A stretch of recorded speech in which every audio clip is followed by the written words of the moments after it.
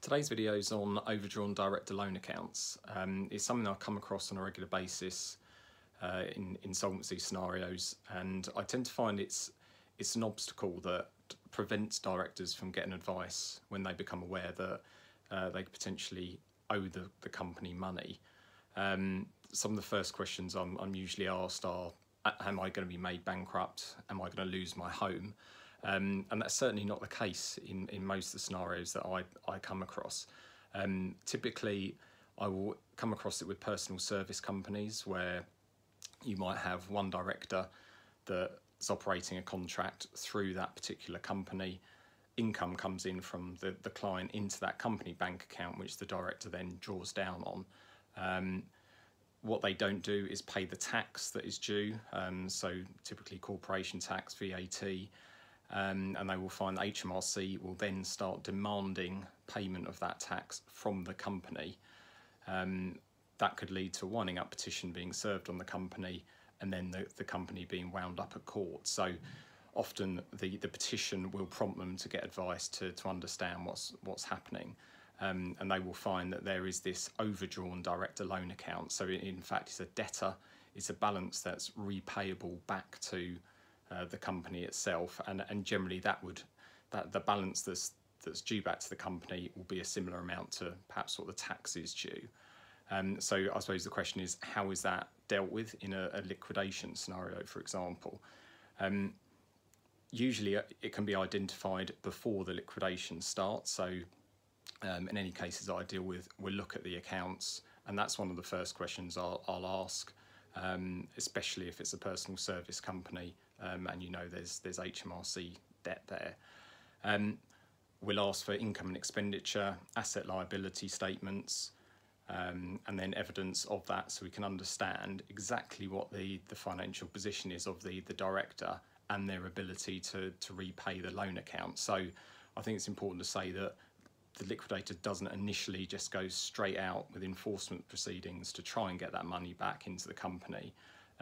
It costs money to do that, and the sensible way to approach it is to have that discussion to say, look, what is the best way that we can get this money back into the company, and ideally on a consensual basis, so that you can come up with a good option and work with the director to make sure that money can come back in. So if I looked at different scenarios, typical one that I've had recently where director's got a loan account, he's got property that he will be remortgaging or selling to pay back that money. In the meantime, monthly contributions back into the liquidation to repay that balance. Done in exactly the right way, settlement agreement put in place, so we've got a clear understanding of how the repayment process is going to work. And it means that we can go to the creditors and say, look, this is what we've done. We've taken steps, director has cooperated, and it means that we're going to get money back to the creditors as that loan account is repaid back to the company in liquidation. Different scenario might be where director doesn't have the ability to repay it in full. So we have to go and look at all the financial position, make sure it's all documented so we can understand and explain to directors if we're agreeing a part payment of that loan account. Again, that could be that we look at their position.